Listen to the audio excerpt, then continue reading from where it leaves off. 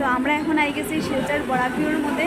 আর তার কোনো কারেন্ট নাই, হওয়ার মতো নাই, দেখাইতে পারছি না। তো আমরা এখন এখানে আইছি আর ঘোরার মতন কোথানে যাইতেও পারছি না। এখানে কি সব জায়গায় লাইট নাই আর প্যান্ডেলও দেখার মতো যেতে পারছি না। তো চলো আমরা যাই।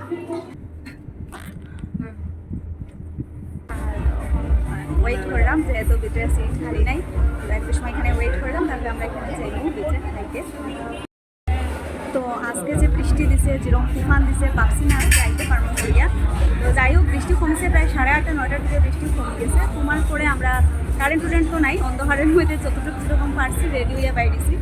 উদারবন খুবই আর কি মানুষ কম, যেহেতু কারেন্ট নাই, তবুও যারা আওয়ার আইসন আর শিলচর আওয়ার পরে আমরা একটু খুশি হয়েছে, যেহেতু এখানে কারেন্ট আছে, তো ভালো লাগছে। আর চলো, তোমরা কে কোন জায়গায় গেছো নিশ্চয়ই শেয়ার করি। আর যারা যারা এই ভিডিওটা দেখলায় তোমরা এদিকেও সেম আজকে তুফান বৃষ্টি দিছে নি বা কারেন্ট আছে কিনা নিশ্চয়ই কমাই দিচ্ছ।